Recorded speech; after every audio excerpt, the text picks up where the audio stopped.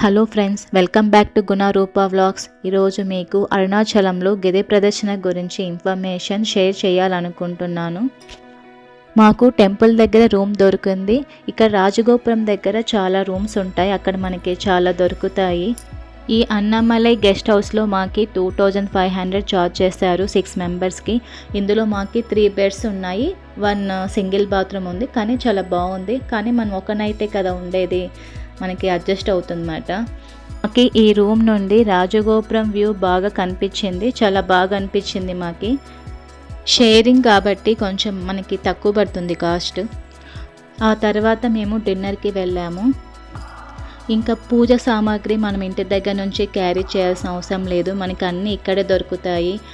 365 ఒత్తులు కానీ అన్నీ మొత్తం ఇక్కడే మనకు దొరుకుతాయి. ఇక్కడ మనం దీపాలు వెలిగించాలనుకుంటే ఇక్కడ రాజగోపురం దగ్గర వెలిగించాలి.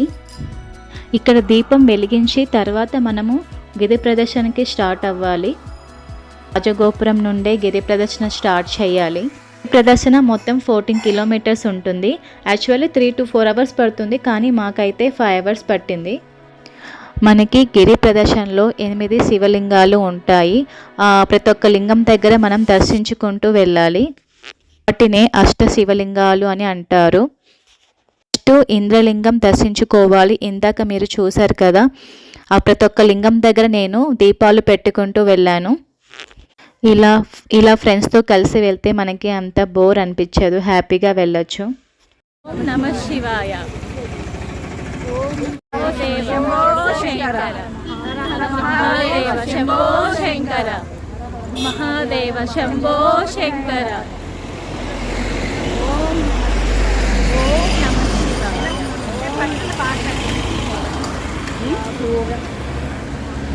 లింగం దక్షిణదుఃఖ వినాశకలింగం తత్ప్రణమామి సదా శివలింగం.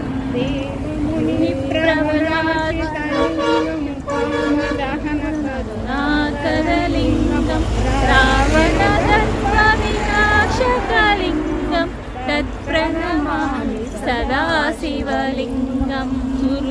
నెక్స్ట్ యమ శివలింగ దగ్గరికి వెళ్తున్నాము. అక్కడ కూడా దీపాలు వెలిగించాలి.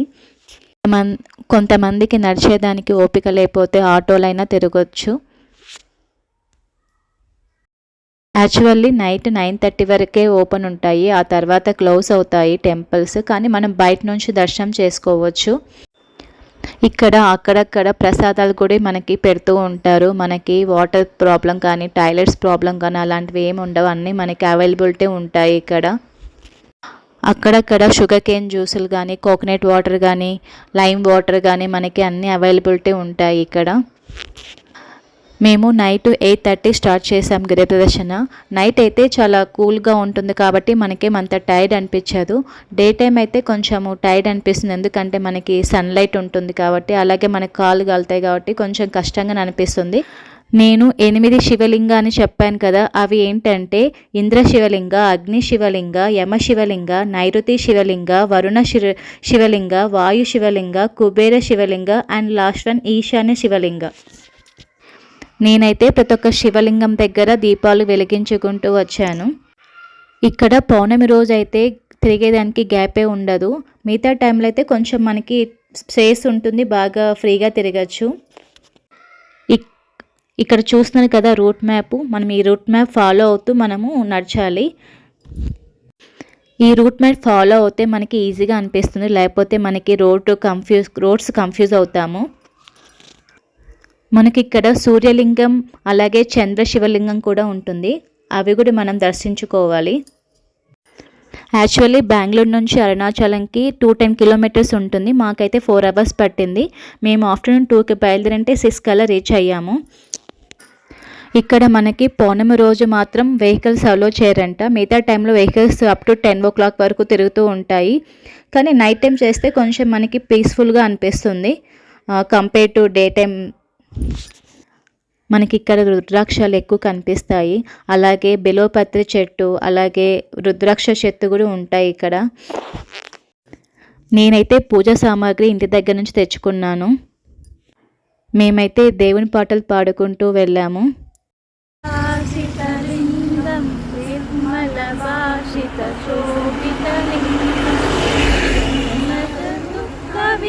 दुःखविनाशकलिङ्गं तत्प्रणमामि सदा शिवलिङ्गं मुनिप्रवराचितलिङ्गं कामदहन करुणाकरलिङ्गं रावणदर्पविनाशकलिङ्गं तत्प्रणमामि सदा शिवलिङ्गम्. ఇప్పుడు మేము కుబేరలింగం దగ్గరికి వచ్చాము. అప్పటికే మాకు కాళ్ళు నొప్పులు స్టార్ట్ అయినాయి. ఇక్కడ చూస్తున్నారు కదా దీపము, అలా వెలిగించాలి అన్నమాట దీపము. నేనైతే అలాగే వెలిగించాను. ఆఫ్టర్ 7 శివలింగాస్ తర్వాత రైట్ సైడ్లో మనకి మోక్ష మార్గం కనిపిస్తుంది. అక్కడ కంపల్సరీగా మనం మోక్ష మార్గం నుంచి వెళ్ళాలి. ఆ మోక్ష మార్గం దగ్గర మాకి క్యూలో 45 మినిట్స్ పట్టింది. ఆ మోక్ష మార్గం నుండి వస్తే మనకి మంచి జరుగుతుందని చాలామంది అక్కడ నుంచి వస్తారు. మన ఇండియాలో 7 మోక్ష ప్లేసెస్ ఉన్నాయి. అవి ఏంటంటే Ayodhya, Haridwar, Kashi, Kanchi, Ujjain and Dwaraka.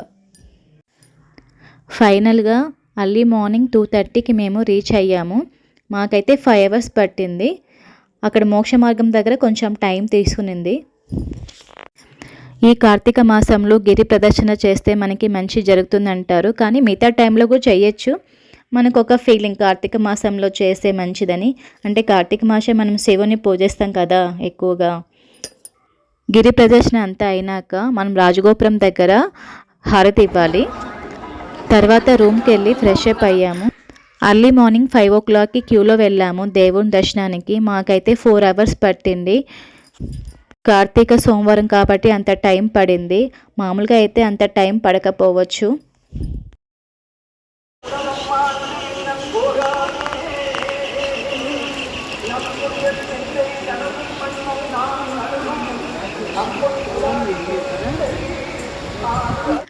Early morning నాకు ప్రశాంతంగా ఒక పీస్ఫుల్ మైండ్, నాకు ఒక పాజిటివ్ వైబ్రేషన్ అనిపించింది. అరికాలు నొప్పులు అయితే చాలా ఎక్కువగా ఉంటాయి, కానీ మనం బేర్ చేయాలి. మేమైతే సాక్స్లు వేసుకొని నడిచాము. కొంతమంది సాక్స్లు లేకుండా నడిచారు. మన లైఫ్లో ఒకసారైనా గిరి ప్రదర్శన చేయాలి. అలాగే ఈ అరుణాచల శివుని మనం దర్శించుకోవాలి. ఈ ఇన్ఫర్మేషన్ మీకు యూజ్ అవుతుందని అనుకుంటున్నాను.